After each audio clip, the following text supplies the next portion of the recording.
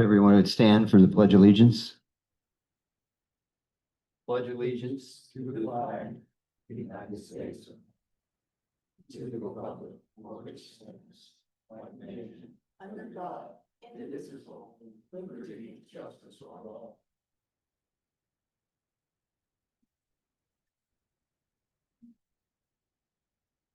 Okay, welcome everyone to our October 22nd, my birthday, by the way, in case anybody wants to buy me a beer after the meeting. Just in case. Just in case. Paul, if you want to go ahead and take roll, certification of quorum and proof of notice. Sure. All right, so we have Joe Mulcahy, Nathaniel Monks, Brian McAdon, George Custis, Uwe Rupert, Frank Canistra, present. So we have a missing somebody?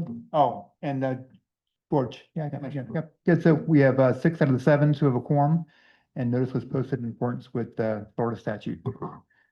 Okay, thank you, Paul. I know Paul shot around the last month's minutes. Did everybody have a chance to review them? Can I get an approval? Motion. All in favor? Aye. Aye. Okay.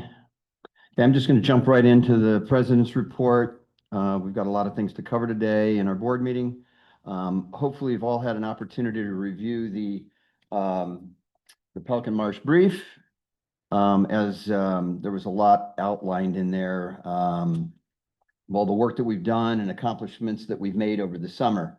At the last meeting, we were just wrapping up the painting of the community center and the pro shop and installing the new light fixtures on the buildings. We received a lot of positive feedback and we're really happy on the new look, and hopefully everyone here is too. As I mentioned in the brief and at the last board meeting, hopefully we're at the final stages of receiving approval from the Pelican Marsh Golf Course to move forward with additional parking across the street. Hopefully by the next board meeting, we'll have a definitive answer that I could share with the community.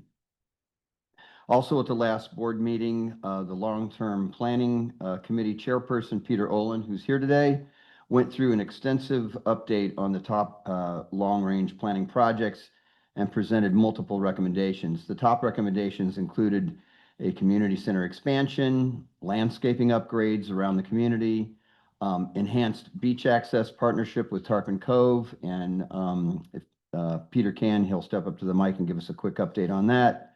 And then enhancements to courtside to make the dining experience more comfortable year-round. We've still got a lot of work to do with respect to cost estimates and gaining support and approval from the community.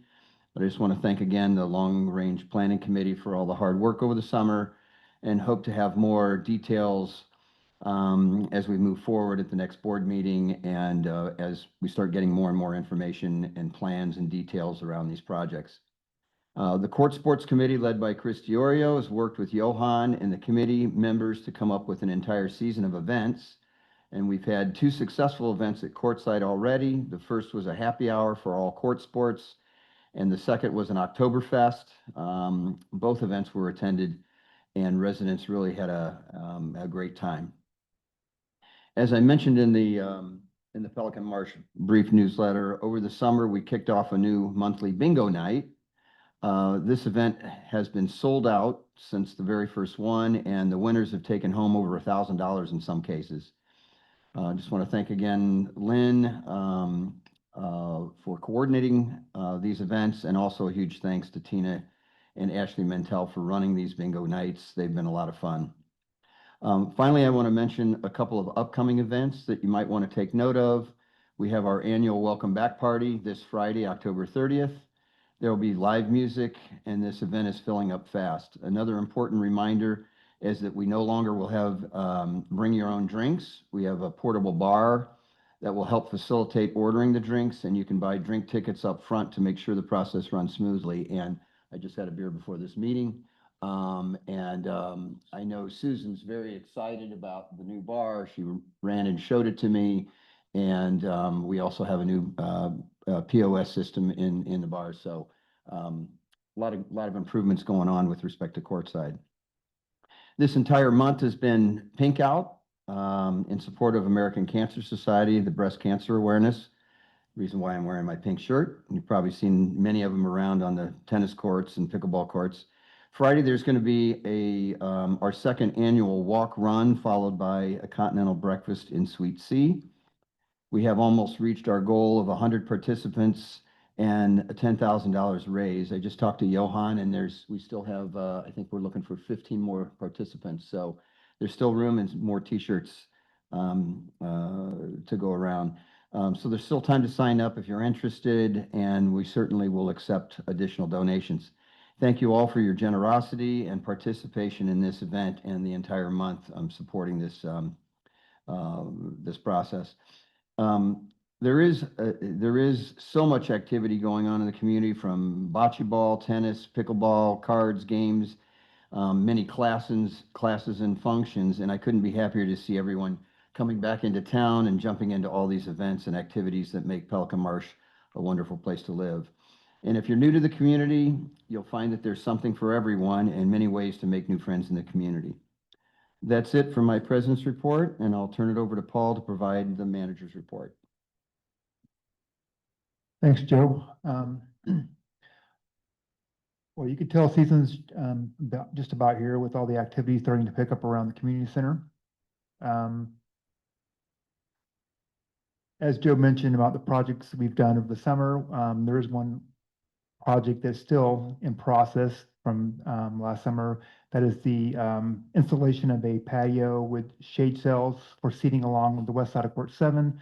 For some reason, this project's been held up in permitting by the county. We have phone calls in to the county to hopefully get this expedited, and hopefully the project will be starting very soon so we can get that project started.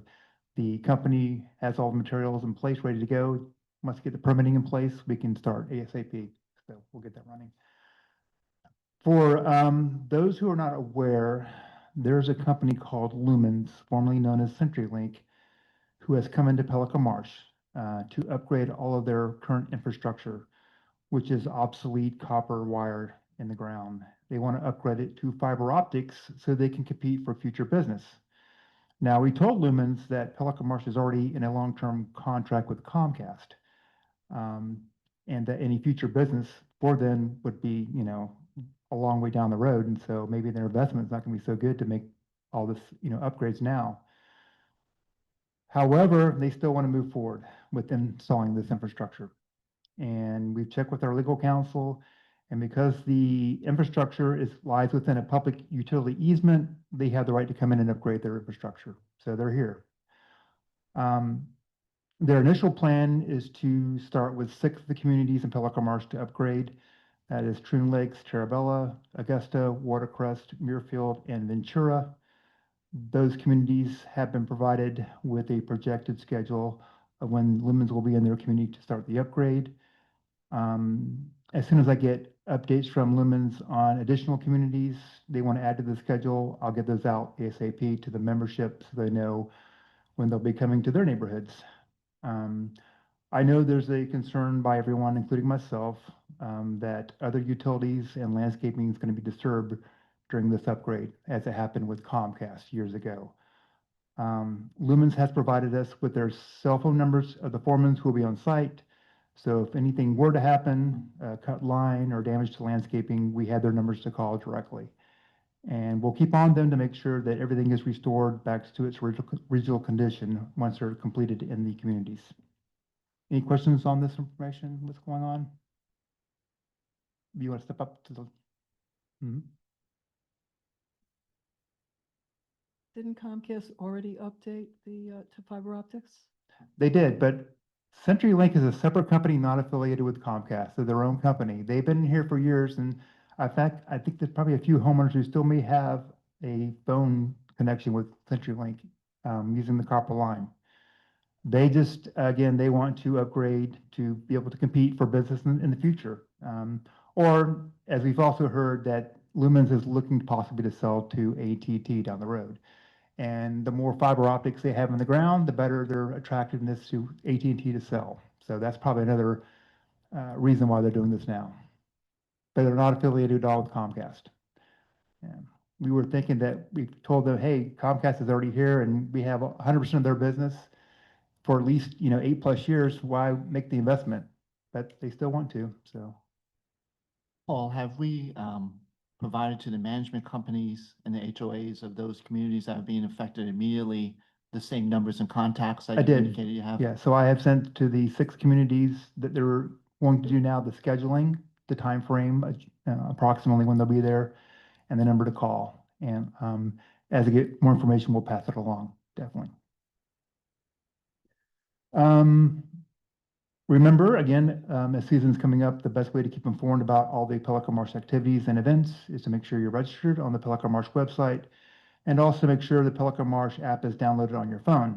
We're still getting a few members coming back, trickling in this season, asking why can't I get into the gym or whatever else, because they don't have the app on their phone or been registered on the website. So again, it's a easy process. We have a printout how to do it, but if you still need help, come in the office and the girls in the office will certainly help you get that process done. Also, if you're hearing about upcoming events from your friends that you weren't aware of, or you did not receive email notice on, please check your profile on the website to make sure you haven't accidentally opted out of emails, which some have done. And if you need help checking your profile for this, please contact the office and they'll give you a hand to get that checked. Lastly, the office staff and I are here to help when we can. So just ask us, come in. If we can help out, we certainly will. And as always, we do appreciate everyone's support throughout the year. And that's my report. Okay, thank you, Paul. All right, the next item up is the treasurer's report. Yep, Paul, if you can pull that up, please. Okay. As always, I'll remind everyone that our management reports, our financial presentations are available to you on the website. If you ever have any questions, please feel free to reach out to myself and Paul. I'll be a little briefer than normal today because we are going over the detailed budget as well later in the session. So I will just hit the highlights.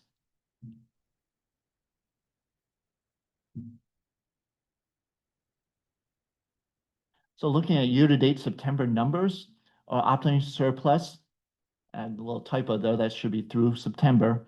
Operating surplus was $2,000, about $30,000 worse than budget. Two main drivers that you see highlighted there. The first is the topic that we talked about before, tax liability from 2023, 24, and 25 that we incurred of about $23,000. You may remember that's driven by the fact that we started a policy as interest rates increased in the early 2020s of being more aggressive in our investment activity, but that comes with a little bit of a cost in terms of we put ourselves in a position to have a higher tax liability that we didn't realize until our auditors reviewed the 22 financials earlier this year. So we have now caught up in terms of 23, 24, and 25. The other item I just want to highlight is we had a lot of trouble this summer with our community center HVAC system. We had a lot of clogging in the individual lines of the units. Paul, I forget whether 5 units on the upstairs. How many HVAC systems do we have upstairs? 10. Okay. So instead of treating the problem one-off, we made a decision to go ahead and install what's known as an IV system to clear the lines, which is basically a chlorine-based system that drips chlorine water into each of the lines to try to keep them clear, to avoid issues where we would then, instead of calling people out and having to do maintenance on an individual basis. So we're optimistic that we're going to be ahead of that for years to come. Switching to food and beverage, we are down year to date about 7.5% from last year. Normally we would say that's a bad news type situation, but it's actually good news because when we looked at that number in June, if you recall, that was over 10% down from last year. So the changes that Courtside has done in terms of improvements to the menu, improvements to hours, improvement to happy hours, and so forth, have brought that down from over 10% to about 7.5%. And in fact, we think that we'll come in basically at the same budgeted subsidy as we've had for the past couple of years, with total revenues projected to be slightly over $1 million. Lastly, on reserves and capital, we have had 65 net home sales through September, generating $487,000.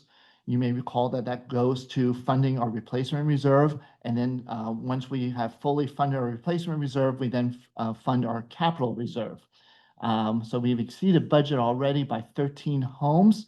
So we're hopeful that we're going to come in with another 15 or so for the rest of the year.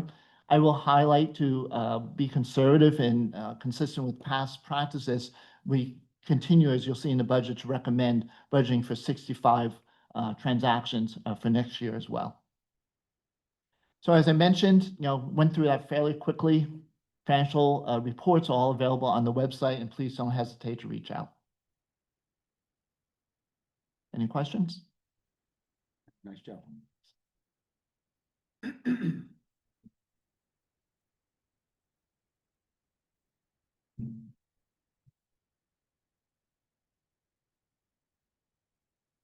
Okay, Brian, were you gonna go over the budget now, or? No, I think we're going to wait until we Wait, get wait, into okay. new business. I think we're going to try to do some committee reports Okay, now. yep. Okay, so we'll move on to number 9, board liaison reports. Let me go ahead and just start by George. Do you wanna, kick it off with? Reports. Yeah, good afternoon, everybody. It's great to be back down here. Was able to talk to Johans and committee chairman Chris Diorio recently and gave me a quick update on some things. As Joe already mentioned, this Friday's our second annual Pink Out. Don't need to go into that. He already told us what that's all about. The fall league seasons has started up for both tennis and pickleball, and schedules will be available weekly. With November around the corner, it comes time for the seasonal programming, round robins, open play, et cetera, on the pickleball courts. We need to remind people that it's the residents of our seasonal guest rules, Monday through Saturday. No guests before 12:30, and each guest may only play a total of 4 times per month. House guests are excluded from this rule and also do not pay guest fees. On November 10th, we have the Tom Tarantino Pickleball Open Food Drive to help benefit the Helps Outreach. On November 21st, we're hosting the Tennis Pro League, which is really fun. I like to go to those myself. This is one of the highlight events. We'll be hosting the Southwest Florida Pickle Pro League in March. With the help from the committee, we've created or the committee has created a Welcome to Court Sports packet for all new residents. This is something new, and I think it's going to be very helpful. It includes a 30-minute assessment with one of the pros, so they can get an idea of, how good you are, not good you are. Maybe I shouldn't say that, but helps decide who maybe who you can play with and have a good time. It will enable the pros to recommend the best way for the new member to be welcomed into our great court sports community. And that's all I have.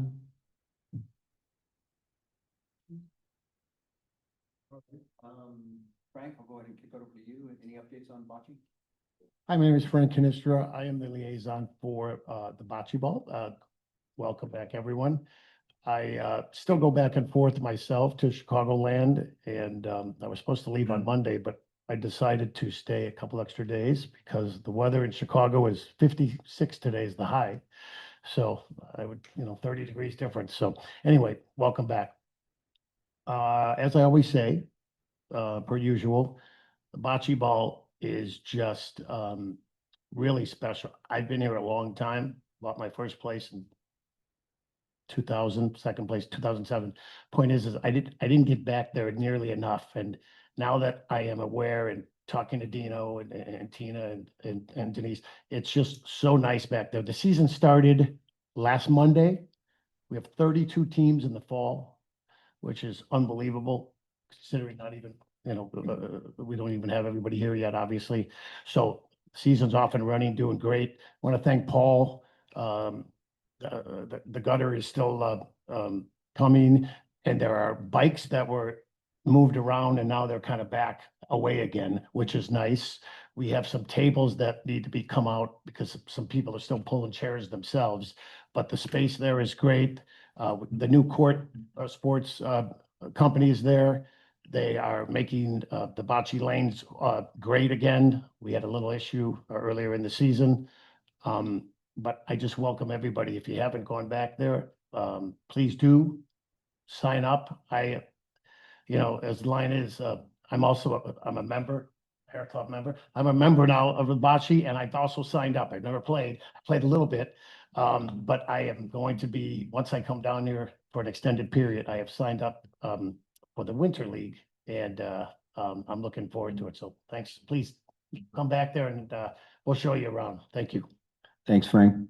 Uwe, I'll turn it over to you. On fitness, so I'm Uwe Roper. I am the fitness liaison. There haven't been any meetings this summer in fitness. It gets kind of quiet in fitness. The meetings are starting back up. We have a meeting scheduled for November 4th, which is right around the corner. If you remember, the fitness did a major equipment upgrade not too long ago, and the gym is awesome. But because it's awesome, the usage has also been awesome, to the point where it's very busy in there and will be very busy in there during the season. And if you listened last month to the presentation that Peter Olin gave on the long-range planning, one of the key top issues for long-range planning is a proposed expansion of the gym. I think it'll be a very active discussion for the next few months. There is a move underway to see what we can do at the board level with the planning report that recommends an upgrade to the gym and possibly an upgrade to the building. And I will be asking the fitness committee to provide their input, particularly with respect to if we had extra space, if we could create extra space, if we build extra space, what could we do? What would the committee like to see, and ask for their input in that process? Hopefully at some point we will be hiring an architect to sort of help us with the process. And I'm hoping the committee can provide some useful input and say, this would work really well, this would work really well. Or if community members have ideas of things they would like to see, to provide us that input to the fitness committee as well as it pertains to the gym. Thank you, Uwe. Nathaniel, I'm going to hold off because we've got a architectural review later. At this time, just a quick update on the long range planning committee. I'm the board liaison there. I did give an update in my opening remarks. But Peter, if you could give us an update, you just gave me a sort of a live update on the Tarpon Cove relationship. If you want to just give a quick update on that. Sure, I turn my back to you when speaking, but yes, first of all, Joe, thank you very much for the kind words you put in the brief for the committee, and really thanks to the board for being very supportive on the work we've been doing, and I see Jake's here, thanks for coming. And Paul, you've been such a help to the committee, always a driving force. Just want to make sure you get acknowledgement. Thank you for all you do. Now, so the update is specifically to the reciprocity that was sort of introduced with Tarpon Cove, as was discussed in the presentation last month. We already have access to the beach using the shuttle. That's been a legacy. It's been something that we've been. So now what we were able to do, I was able to have a discussion with the general manager there to, at the very least, secure reciprocity of the restaurant use during this May into October, which will be great because it helps to fill in some of the lower usage time here at Pelican Marsh. However, breaking news, you may have a more extensive type of reciprocity, including use of facilities, which would mean the tennis, their pool, and obviously that, again, would translate to them having access here. Again, what is great about this is that it helps to fill in the non-usage of courts. I think it also helps with courtside and restaurant usage. That's great because we can do events. So it's a win-win. So we're in the process. I'm going to get some more information, pass it along to you, Joe, and the rest of the board. But I think it's low-hanging fruit, and it's something that I think members of Pelican Marsh and Tarpon Bay Yacht Club can enjoy. It just creates more of just a fun environment. So in case people don't know, we actually had this relationship and it was sort of put on hold when we were dealing with the pandemic and COVID. And so when it came up again, beach access was one of the top items that came up. When we surveyed the community, we dug back into this again and said, well, let's explore this a little bit more. So you and I and Brian went and did a field trip one day, and you can go down to Tarpon Cove right now, get a pass up at the front desk, get on their boat, go down to the beach. And when we were there, thought, wouldn't this be nice? You either go down there and have a nice lunch, get on the boat, come back, grab a drink or a sandwich or whatever. And so what Peter's talking about is that it's more than just us getting on their shuttle. You know, you could jump in the pool, you can have, make a day out of it. And so it sounds like they're in agreement to work with us and make that all happen. Yeah, exactly. So Okay. fingers crossed, we'll seal it. Okay. Good job, Peter. I have a Right, question, thank you. Peter. Yeah, sure. So is this, basically just being done on a reciprocity issue, level, or, is there any cost involved or anything? My understanding is to be strict reciprocity. There's no real cost. They have it with, it's going to be a plug and play. They have other home associations in Naples. So there's to be a form and we can just figure out the details, but generally it's a reciprocity. As far as I'm aware, there are no costs or commitments other than saying we just provide access during those periods. And it's just May to October? At my understanding, yes. Okay, thank you. No. And getting in and out through the gates, is it going to be like a separate system, or is it just going to be the shuttle that? I'm sure we can work it out, but generally when you go there to use the shuttle, you just tell the guard you're there for that reason. Mhm. And then when you have the little slip that you receive from the front desk here, Okay. it says you're Pelican Marsh, you put your name, so. But Okay, they're so we'll pretty kind of good. keep track of it. People are using it now. There's Yeah. probably, 5 or 10 people that have used it. So people do know about this, but we really need to get the communication out to the community that this is a benefit for us. And when we were there, I thought, boy, it'd be nice. It's not just going down to the beach, but when you come back up, you can grab a burger. I guess what I was getting at is we'll be able to track the usage by Yes. people actually having to sign up and go through the gates and, Yeah, I'll leave it up to Paul and his staff. I'm gonna track it, but definitely, yeah. Like a one-day track it. pass? Is that what it is? We give them a one-day pass? that's what it is. You hand it to the boat guy and he takes you down. Captain Justin. But there's no limit on how often we could do it, right? We could get a No. pass every day or something? I don't think there's any limits that I'm No aware of. limits. Excellent. I Right, guess thanks, the- Peter. Yep, Yeah, the only thing that I just want to make sure that we're doing is looking at the traffic in terms of our pickleball courts and our tennis courts. Yeah. If there's certain hours we have to block out and so forth, but I think that's a it's very flexibility exciting. that we can do that. And again, we're all in open discussion now, so however we're best for us, we can tweak it as need be as well. Okay, All right, thanks, Mark. Peter. Thank you. Okay, we covered, let's see if we've got anybody else. I think that covers all of our committee updates. I guess, Joe, maybe we'll just ask, I know Keith's away today, but I don't know, Jim Carter, is there anything, Jim? No updates with CDD or Collier County, very good. Okay, all right, thanks, Brian. All right, jumping back to the agenda, some old business. Paul sent around to all the board members, the court sports rules and regulations, and just for everybody's benefit, we discussed, I think this went out in an email to the entire community in terms of what we've done is we looked at both the pickleball and the tennis rules, we put them together. And there really hasn't been any material change to our rules that have been approved and that are out there. But since we've combined the pickleball and tennis into a new court sports committee, we've merged those together from a policy standpoint. Now, there was one little tweak, Paul, I think that you mentioned in an email to us.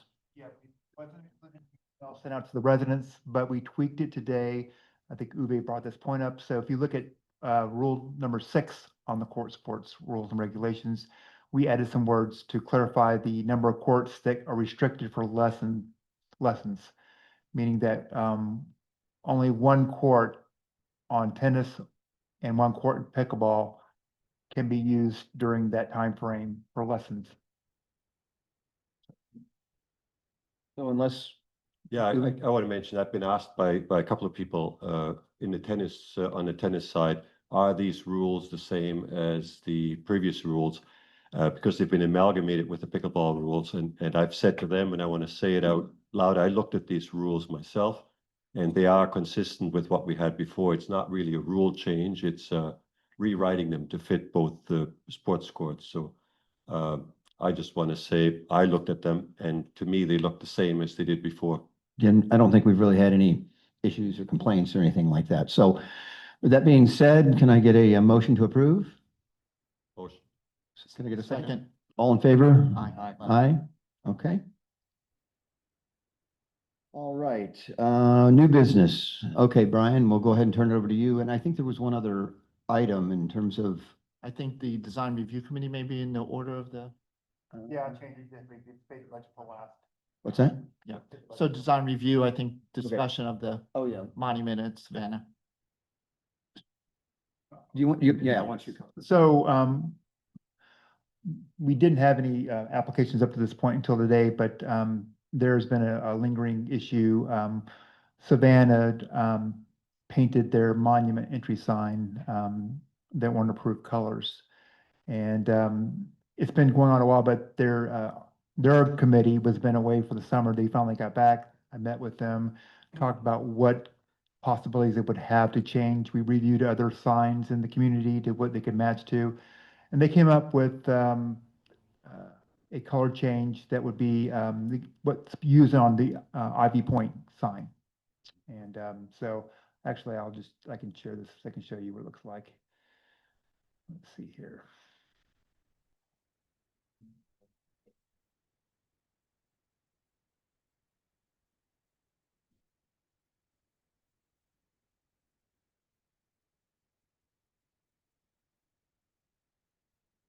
Okay, so you can see the top picture is their current sign, the way it looks today. So they went over and said, well, we like the color scheme on Ivy Point. The main color of the pillars is called popular gray. That's what they're using. So I said, okay, can we use popular gray? So great thing about I am AI, you go type it in. Now it's not exactly, but I said, make the sign popular gray. So here it is. What it will look like. It shows a little darker in the AI. It's a little more lighter when it comes in real life. But so the pillars and the main body would be that color. The sign itself doesn't change because it's tile and lettering doesn't change. And the cap stays the same, which is the same color as the cap on the Ivy Point sign. I like it. But it's a much more toned down, much more look that matches what's, with the existing in Pelican Marsh. So you're saying that's the recommendation from the. So they're asking, so if, because they have associations that have monument signs, the foundation has to approve it. So they're asking, okay, so if we then change this gray color to popular gray, would that be approved? And those colors are within our color schemes with our current guidelines, they would match, so. They don't have to change the So, black and gold part at all. Are you saying they're allowed to leave that? yeah, the black is not one of our colors, right? Yeah, but it's existing, that's been there for years. That color's been there before we even changed our colors. So that is grandfathered in, that.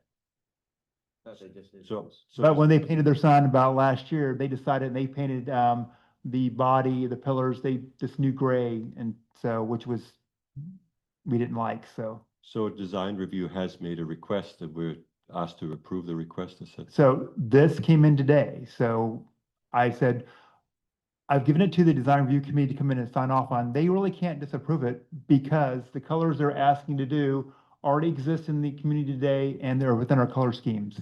We just have to verify that the color schemes are such, which they are, so. So what kind of approval is required specifically? Well, ultimately, the DRC doesn't approve, they recommend, the board has the final approval. So kind of skipping over them to get this, they want to get started painting as soon as possible. Otherwise, we're waiting another month for them to get started painting this I'm just sign. trying to clarify, it's waiting for an approval from this board. Yes, correct. That's why I brought it today for the board. As long as I get the approval from the board to officially stamp it as approval, I can let Savannah know to move forward. As the liaison to that committee, I promise we will not be offended by moving fast. Okay. We're getting a lot of complaints, and so, yeah, I think it's the right thing to do is just quickly approve it. I like it. Okay, so if we can get a motion to approve, Motion to approve? we get a second? Second. All in favor? Aye. Aye. You can tell the ERC or, and you can tell the ERC that we, that we moved that forward. Okay. Brian? Yep, so what we want to do this afternoon is go over our proposed budget for 2026. I'll give Paul a second to bring that up. While he's doing that, didn't we have, about the chairman of the committee, did we need? I was Hand just up. going to mention that. Okay, good. I was asking you to segue. So Brent Smith is now the new chairperson of the Finance Committee. So if you see Brent, thank him for stepping forward and taking that role. As you may recall, we recently had Joe Deloney, not Joe, Andy resigned. So Brent's moving to that position. So I want to remind everyone, this is a proposal today. The formal budget will not be voted on until our next regular meeting. Taking feedback from various communities, we have escalated our timeline this year so that the various HOAs can get the revised or new 2026 foundation number into their budgets earlier. So we will actually be holding our next meeting, I believe, on November 10th, at which time we'll motion to approve this budget or variation of it. Looking at the budget, just starting at the top, as we look at the bottom line, you'll see that the 2025 budget was $2,083 per household. Our proposed 2026 budget is $2,073. So actually a decrease of $10. We've been talking a lot over the past couple of months about two significant developments. One, a new cable contract. When we look at the new cable contract that starts in January of this year, in aggregate, the foundation's residents will save about $400,000 per year based on the new rates that have been negotiated with Comcast versus where we currently are. So it's a recommendation, and this is something that has come through the Finance Committee as well, that we look to leverage that savings into the second thing we've been talking a lot about, and that's building expansion. Whether it be 1,000 square foot building expansion or 3,000 square foot building expansion, this committee is dedicated towards a building expansion, focusing on the needs of a gym that has a lot of usage, as well as meeting the needs of the community in terms of card playing and different games. So we know as a fact that we are looking to do one of two types of expansions. And somebody mentioned before, you know, the looking forward to getting to drawings and so forth, architectural drawings. And we're prepared to engage an architect as soon as we have definitive direction in terms of the building size that we're going after. So having said all that, as I mentioned, the savings for the cable contract, the recommendation is to take 75% of the savings that we have in our annual cable contract and set that aside solely for the use of a capital building fund. And use the other 25% to cover the inflation increases and the salary increases that we normally would have. So net resulting for the residents, just actually a $10 decrease on a year-on-year assessment. So I'm just going to pause there and see if anybody has any questions just on that conceptually.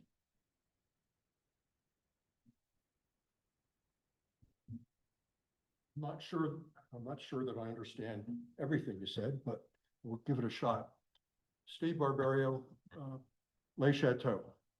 In looking at that top chart, I noticed that there's a variance of $60 for the annual operating assessment per unit. And if you'd explain that specific thing, I'd appreciate it. The second thing is there's a $157 annual capital assessment, which never existed before. And that's sort of like the old Arabic legend of the camel's nose under the tent. Are we then going to then expand that every year? Well, I just want to correct a couple things of what you stated. 2025 didn't have a assessment for a capital replacement fund. Right. 2024 did. Okay. Okay, and I can't speak for what was done prior to 2024. So the concept of building a assessment for either capital or replacement has been used before. Really what we're looking at is to build a fund over a period of time to cover the cost of a construction project. So what we've done is on the finance committee said, okay, what if we have a $3 million project? How would we potentially pay for that? Okay, this is a key lever that we could use to pay for that, a savings of $300,000 a year. In the models we laid out this continuing for about 7 years. Once again, taking the savings from the cable contract. Okay, to answer your question about the $60 increase, that is covering just normal inflationary costs related to salary and wages, repairs and maintenance, and so forth. Our employee expenses are going up about 6.6% year on year. We do have an increase in headcount of half a headcount. We had a part-time employee that we've decided to replace with a full-time employee. So that's one of the drivers in terms of our employee expenses going up. But that's the main driver.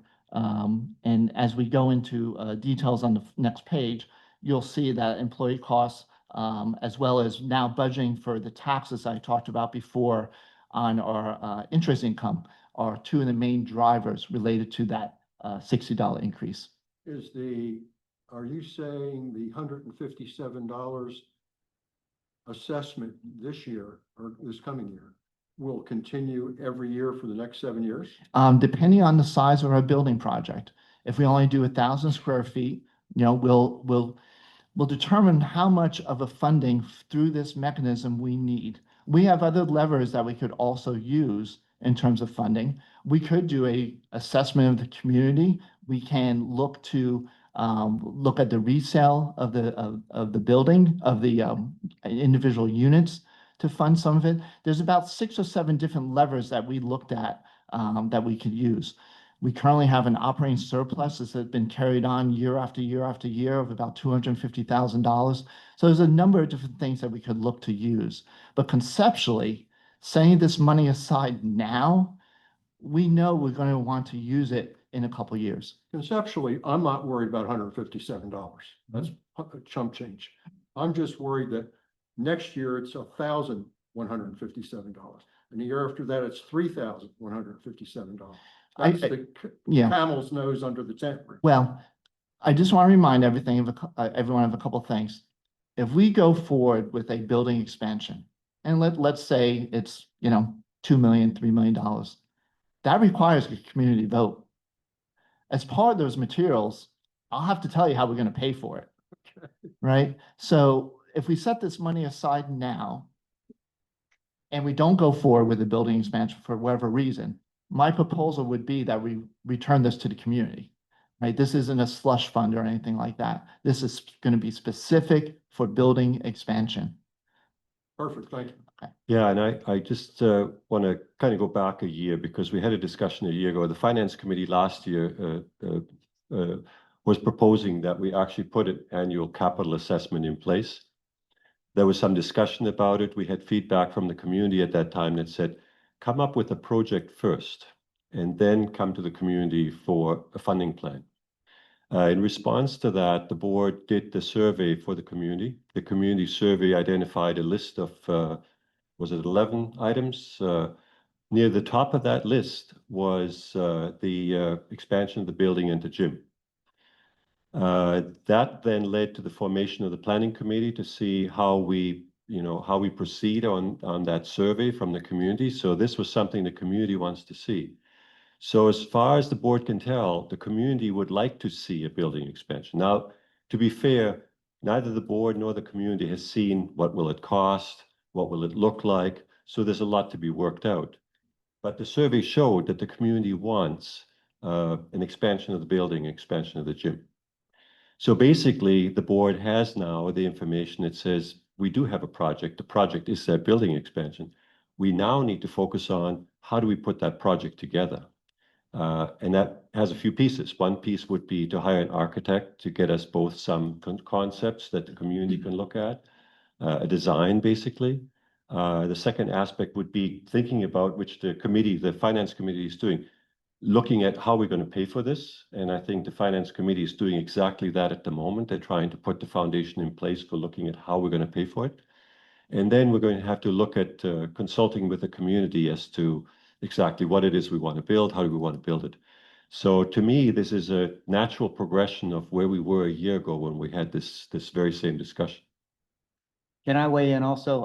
I'd say that another reason that this is a good time to do that is it would be a little crazy. It feels a little crazy to cut everybody's HOA fee by $157 at the same time that we know we're getting ready to have to either borrow or ask you for the money. So this seems like the perfect time when it doesn't affect anybody's HOA fee to go ahead and let the money that came in anyway, let it sit there and because the building expansion has to cost something.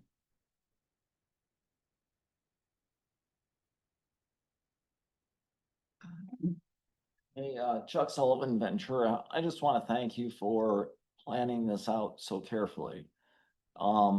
We in Ventura are careful to avoid assessments wherever possible. And when you can plan ahead of time and put money into a reserve, it is much better because we found, at least in our neighborhood, people hate surprise assessments. And careful, thoughtful planning ahead of time is great. The one caution I would give you, I think there are two types of reserve accounts that you could put this money into. One is a specified reserve and the other is a pooled reserve. Over the years, we've learned that a pooled reserve account allows us to move if for instance, that parking lot costs you a little bit more than the building, or the building costs a little bit more than the parking lot, you're able to move within a pooled reserve account, and you cannot do it if it's not a pooled reserve account. So I just ask that you consider that. Thank you. Thank you. Thank you for your comments. Any other questions? Okay, So just moving ahead, there's a line item budget here that I won't go through in detail. As I mentioned, the significant increases are in employee costs and taxes. The one thing I would like to share with the community is to present is on slide 8.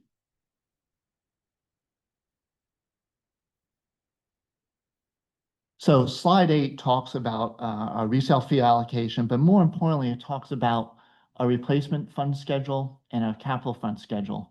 So you may recall that we did a updated replacement study early this year. We know for the next, I would say 20 years, but I think it's 30, right? The replacement study, what our expense needs will be. So our first obligation is always make sure that we have properly reserved from a replacement standpoint. Assets we have, being able to maintain them or replace them. So you see here that that's a key consideration as we look at this budget. It's not only looking at 2026 based on a budget resale numbers of 65 units, how much is going to be available, but looking at, in the case of 2026, the funding is mostly for this room and the interior of the foundation building. So carpet replacement, furniture replacement, and so forth. That's the main nut that we're looking at in 2026, the $311,000. But the point is that we're always looking first to make sure that we're properly reserved in the out years. Looking then at the capital fund, one of my concerns is if we tackled a building project, does that mean that nothing else is going to be done within the community? Is there basically, are we going to let weeds grow? Are we going to continue with the beautification that, I know this board has tackled and prior boards of keeping up with the rest of the communities? So from a spending perspective, we do feel as if besides the 300,000 was set aside from the cable, we will set aside about $150,000 a year just for the normal capital improvements that we've done over time. This year, we're targeted to do about $158,000 in improvement. So I just want everyone to realize that it doesn't mean we're going to be cash poor in terms of doing the smaller types projects. Okay.